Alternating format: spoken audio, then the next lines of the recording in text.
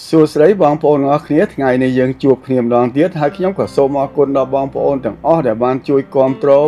បើបងប្អូនមិនទាន់បាន Subscribe សូមជួយចុច Subscribe ដើម្បីបានវីដេអូដែលខ្ញុំធ្វើពីនេះពីនោះចែករំលែកដល់បងប្អូនស្ដាប់និងមើលកម្សាន្តហើយថ្ងៃនេះខ្ញុំនិទានរឿងស្ដេចចម្រៀង Michael Jackson ស្លាប់នៅឆ្នាំ2009 8ឆ្នាំក្រោយមកក៏ចាប់ជាតិសារជាថ្មីជាក្មេងស្រីបងប្អូនគ្រប់គ្នាដឹងរួចហើយ Michael Jackson ជាស្ដេចចម្រៀងមួយដ៏ល្បីនៅក្នុងពិភពលោកដែលមានរហស្សនាមថា The King of Pop ហើយនៅថ្ងៃទី25ខែមិថុនាឆ្នាំ2009គាត់ដេកមិនលក់គាត់ក៏បានស្នើសុំឲ្យវិជ្ជបណ្ឌិតផ្ទាល់ខ្លួនរបស់គាត់ចាក់ថ្នាំដេកលក់ជាមួយនឹងថ្នាំសន្លប់ដោយវិជ្ជបណ្ឌិតនោះប្រើថ្នាំជ្រុលពេក Michael Jackson ក៏គាំងបេះដូងហើយក៏ទទួលមរណភាពនៅថ្ងៃនោះដែលគាត់ទើបតែមានអាយុ50ឆ្នាំហើយគាត់ក៏ចាប់ជាតិសារជាថ្មីជាក្មេងស្រីនៅភូមិមួយភាគខាងជើងនៃទីក្រុងឡុងដុងប្រទេសអង់គ្លេស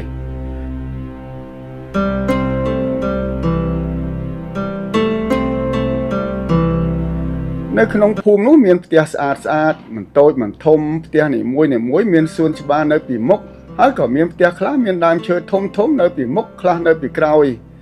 នៅទីនោះក៏មានផ្ទះមួយដែលមានជញ្ជាំងឥដ្ឋពណ៌ក្រហមដំបូលពណ៌ប្រផេះមានដើមឈើធំមួយនៅពីមុខជាមួយនឹងសួនច្បារនៅជុំវិញដើមឈើនោះហើយនៅក្នុងផ្ទះនោះក៏មានគ្រួសារមួយគ្រួប្រពន្ធឈ្មោះ Emily ប្តីឈ្មោះ Alan កូនស្រីមួយទៀតអាយុ4ឆ្នាំឈ្មោះ Kate នៅរដូវស្លឹកឈើជ្រុះនៅល្ងាចថ្ងៃសៅរ៍មួយធាតុអាកាសមិនសូវជាត្រជាក់ប្រមាណព្រះអាទិត្យរាងជ្រេបន្តិច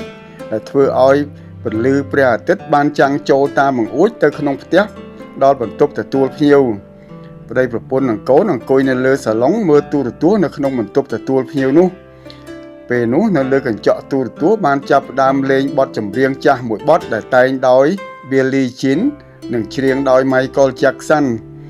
ពេលដែល Michael Jackson កំពុងតែច្រៀងស្រាប់តែ Kate កូនស្រីរបស់គាត់ដែលទើបតែមានអាយុ4ឆ្នាំមិនដែលឮសូរសំឡេងរបស់ស្ដេចចម្រៀងនិងចម្រៀងនោះពីមុនមកផងក្រោកឈរឡើងនៅស្ងៀមមួយសន្ទុះហើយក៏ចាប់ផ្ដើមច្រៀងអមជាមួយសំឡេងក្នុងទូរទស្សន៍យឺតយ៉ាងល្អឥតខ្ចោះគ្រប់សំនៀងសំឡេងដកឃ្លានិងដកដង្ហើមព្រមទាំងកាយវិការនិងអ្វីទាំងអស់ទៀតដូចគ្នាបេះបិទជាមួយនឹងស្ដេចចម្រៀង Michael Jackson អញ្ចឹងម្ដាយសម្លឹងមើលកូនដោយមិនជឿហើយក៏លាន់មាត់សួរកូនថា Kate កូនឯងរៀនច្រៀងនឹងតាំងពីកាលណាមកកូនKate ក៏ឆ្លើយទៅម្ដាយវិញក្នុងសភាពរៀបសារជាធម្មតាថាម៉ាក់នេះគឺជាចម្រៀងរបស់ខ្ញុំពីមុនណា Emily និង Alan ក៏អស់សំណើចហើយមិនសូវជាយកចិត្តទុកដាក់ប្រមាណទេក្មេងវាចេះតែនិយាយតាពីអញ្ចឹងឯង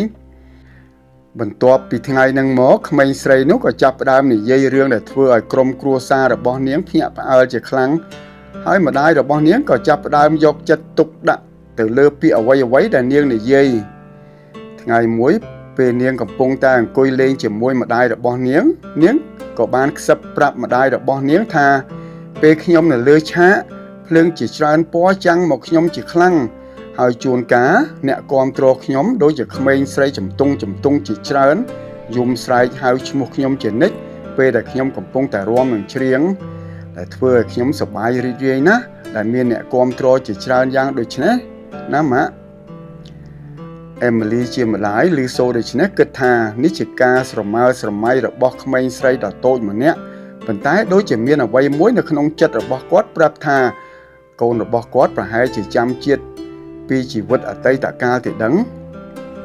យប់មួយម្ដាយនាងចាក់វីដេអូឯកសារចាស់មួយស្ដីអំពី Neverland ដែលជាកន្លែងរស់នៅរបស់ Michael Jackson ពេលកំពុងមើលវីដេអូទាំងអស់គ្នាស្រាប់តែ Kate ចង្អុលទៅលើកញ្ចក់ទូរទស្សន៍ហើយនិយាយថាអូម៉ាក់កន្លែងនេះគឺខ្ញុំធ្លាប់លេងជាមួយស្វារបស់ខ្ញុំហើយផ្ទះពណ៌សហ្នឹងគឺជាកន្លែងដែលខ្ញុំរស់នៅដែរណា Kate កូនឯងឥឡូវចេះនិយាយលេងច្រើនផងកូនទេម៉ាក់ខ្ញុំអត់និយាយលេងទេខ្ញុំនិយាយមែនណាម៉ាក់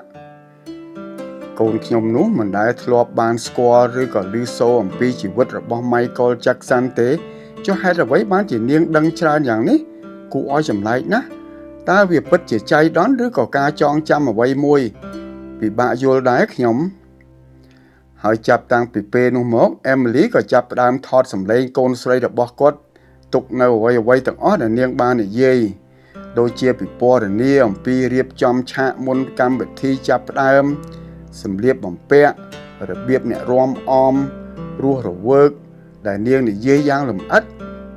ហើយនៅតែមិនអស់ចិត្ត Emily ដែលជាម្ដាយក៏យករូបថតរបស់ Jermaine Jackson ដែលត្រូវជាបងរបស់ Michael Jackson បង្កើតមកសួរ Kate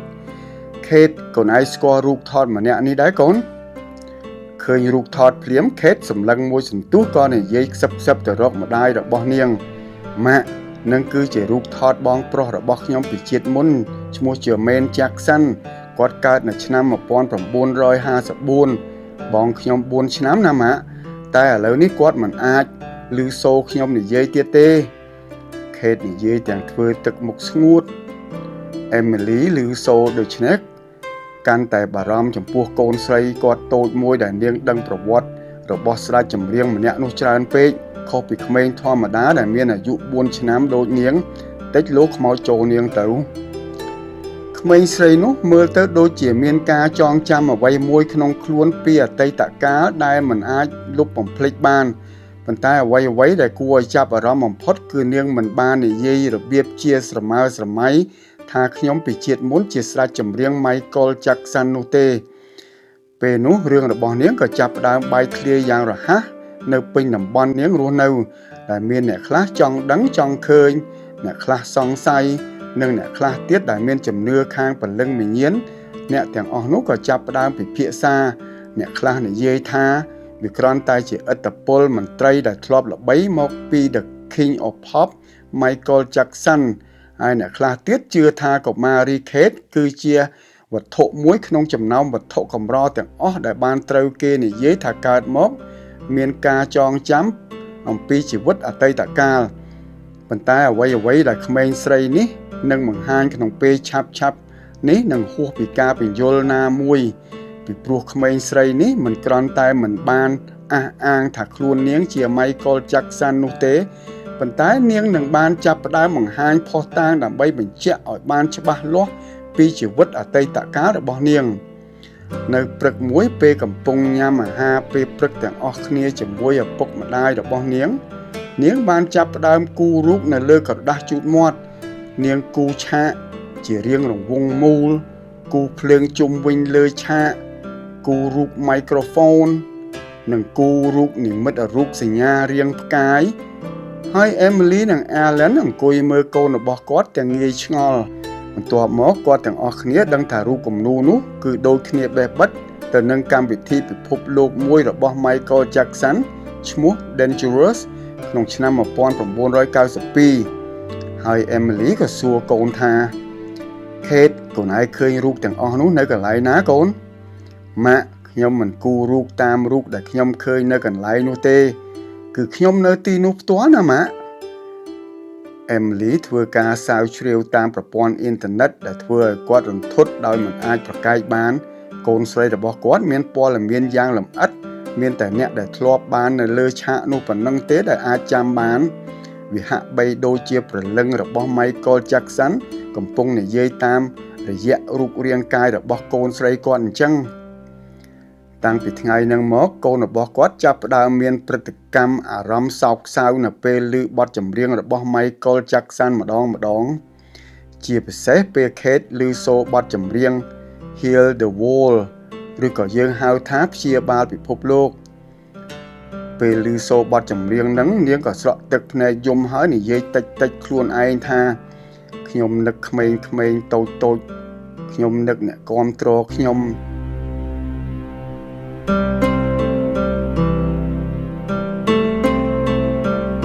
ប៉ុន្តែអ្វីដែលគួរឲ្យបារម្ភដល់ Emily ពេលដែល Kate សម្លឹងមើលទៅក្នុងកញ្ចក់ហើយសួរថា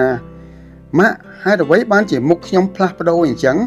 ហើយឯណាទៅស្រោមដៃពណ៌សរបស់ខ្ញុំ Emily ឮសូរកូនសួរដូច្នេះមិនអាចឆ្លើយបានក៏អោបកូនទាំងទឹកភ្នែកហើយមិនដឹងជានិយាយថាយ៉ាងម៉េចគាត់ដឹងថាកូនគាត់គឺមិនប្រឌិតរឿងទាំងអស់នោះទេ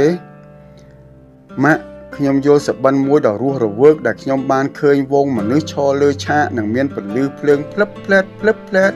ហើយពេលដែលខ្ញុំអស់កម្លាំងខ្លាំងពេកខ្ញុំក៏ដេកលក់ទៅហើយពន្លឺភ្លើងក៏រលត់បាត់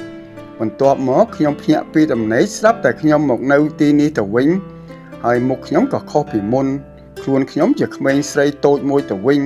ហើយឈ្មោះខ្ញុំវិញក៏ខុសពីមុនប៉ុន្តែបេះដូងរបស់ខ្ញុំនៅតែដដែលទេម៉ាក់ខេតកូនស្រីម្ដាយនឹងគឺជាការយល់សប្តិទេកូនឯងកុំឲ្យគិតច្រើនពេកណាកូនឯងនៅក្មេងណាអេមីលីខំនិយាយលួងកូនប៉ុន្តែក្នុងចិត្តទៅវិញមានការព្រួយបារម្ភចំពោះកូនរបស់គាត់ហើយក៏សួរខ្លួនឯងថាតើកូនស្រីខ្ញុំពិតជាពលឹងវិញ្ញាណរបស់ Michael Jackson មកចាប់ជាតិសារជាថ្មីជាកូនស្រីរបស់ខ្ញុំឬក៏យ៉ាងណាមើលទៅនាងដូចជាមិនធម្មតាដូចក្មេងដទៃទៀតសោះហើយនៅពេលនាងអាយុ5ឆ្នាំរាល់ពេលដែលនាងឮសូរសំឡេងគោះអ្វីហាក់បីដូចជាសំឡេងភ្លេងនាងក៏ចាប់ផ្ដើមរាំដោយភាពជាក់លាក់មិនធម្មតា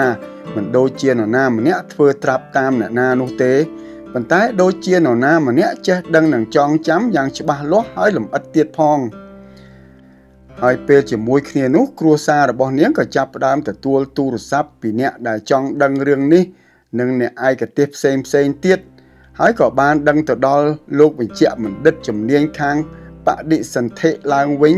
មួយដែលជាអ្នកល្បីល្បាញម្នាក់នៅក្នុងមហាវិទ្យាល័យ Kansas ហើយគាត់ក៏បាននិយាយថាក្នុងករណីនេះអ្វីដែល Kate ចាប់ផ្ដើមនិយាយពេលដែលនាងមានអាយុទើបតែ4ឆ្នាំអំពីស្ដេចចម្រៀង Michael Jackson គឺយើងត្រូវធ្វើការត្រួតពិនិត្យឲ្យបានច្បាស់លាស់ហើយជួនកាលក្មេងនោះអាចទទួលឥទ្ធិពលតាមប្រព័ន្ធផ្សព្វផ្សាយឬក៏បានឮការសន្ទនាដែលបានធ្វើឡើងរវាងមិត្តភ័ក្តិឬក៏ឪពុកម្ដាយប៉ុន្តែទោះជាយ៉ាងណាគាត់នឹងធ្វើការស៊ើបអង្កេតឲ្យបានច្បាស់លាស់មួយខែក្រោយមកគាត់ក៏បានមកដល់ប្រទេសអង់គ្លេសដើម្បីធ្វើការសម្ភាសជាមួយគ្រួសាររបស់ក្មេងស្រីតូចនោះពេលមកដល់លោកបញ្ជាបណ្ឌិតក៏អង្គុយនិយាយលេងនៅក្នុងបន្ទប់ទទួលភ្ញៀវជាមួយ Emily ហើយ Kate ក៏នៅទីនោះដែរបន្តិចមកគាត់ក៏ចាប់ផ្ដើមនិយាយលេងជាមួយ Kate ពីនេះពីនោះដើម្បីឲ្យនាងមានភាពកក់ក្ដៅជាមួយគាត់ហើយពេលនោះនាងក៏ចាប់ផ្ដើមនិយាយអំពីជីវិតពីអតីតកាលរបស់នាងខ្ញុំនឹកក្រុមតន្ត្រីរបស់ខ្ញុំណាស់និងនឹកសេចក្តីស្រឡាញ់របស់អ្នកគាំទ្រខ្ញុំពួកគេទាំងអស់នោះធ្វើឲ្យខ្ញុំមានអារម្មណ៍សប្បាយរីករាយជារៀងរាល់ថ្ងៃនិងជាពិសេសទៅទៀតខ្ញុំនឹកកូនស្រីរបស់ខ្ញុំណាស់ដែរ Perry ទើបតែមានអាយុ11ឆ្នាំហើយខ្ញុំក៏បានចាក់ចេញចោលនាង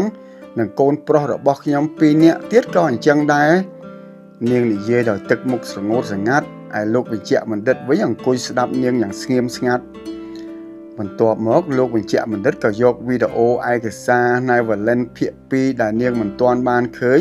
ហើយជាកន្លែងរស់នៅរបស់ Michael Jackson យកមកចាក់ក្នុងទូរទស្សន៍ឲ្យ Kate មើល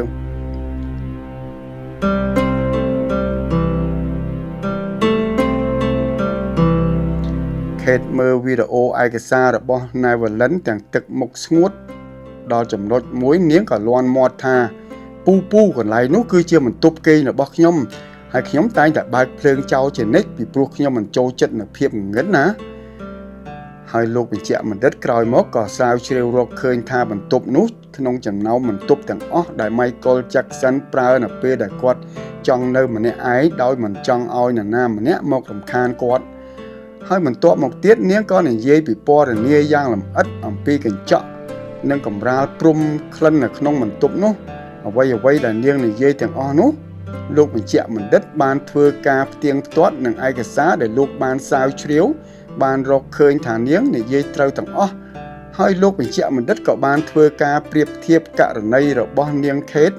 ទៅនឹងករណីមួយក្នុងឆ្នាំ2006នៅប្រទេសឥណ្ឌា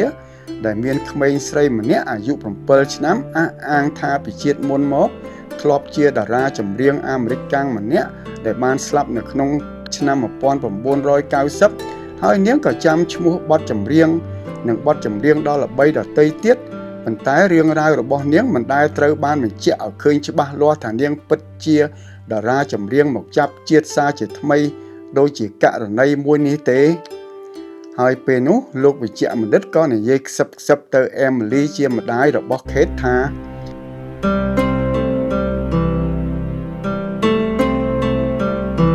តា តាមបទពិសោធន៍របស់ខ្ញុំមានរយៈពេល20ឆ្នាំមកនឹងការសាវជ្រាវករណីរបស់កូនអ្នកមុនពេលខ្ញុំមកសម្ភាស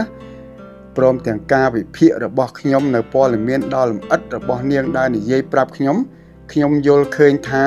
នាងពិតជាចាំជាតិពីអតីតកាលរបស់នាងដែលជាព្រលឹងវិញ្ញាណរបស់ Michael Jackson មកចាប់ជាតិសាជាថ្មីជាក្មេងស្រីហើយការចងចាំរបស់នាងទាំងអស់នោះដែរនឹងធ្វើឲ្យនាងមានអារម្មណ៍មិននឹងណព្រមទាំងផ្លាស់ប្ដូរអារម្មណ៍របស់នាងទៀតហើយអាចធ្វើឲ្យនាងបាក់ទឹកចិត្តហើយដើម្បីឲ្យនាងបំភ្លេចចោលនៅជីវិតពីអតីតកាលរបស់នាងតាមយោបល់របស់ខ្ញុំថ្ងៃក្រោយយើងទាំងអស់គ្នាឈប់រំលឹកនៅអ្វីៗដែលនាងនិយាយហើយពេលនាងធំដឹងក្តីបន្តិចទៀតនាងប្រហែលជាភ្លេចនៅអ្វីៗដែលនាងចងចាំពីជីវិតអតីតកាលរបស់នាងហើយបើយើងខិតខំបំភ្លេចនាងអាចបំភ្លេចអ្វីៗពីជីវិតអតីតកាលរបស់នាងបានហើយអាចរស់នៅជាធម្មតាដូចក្មេងដទៃទៀត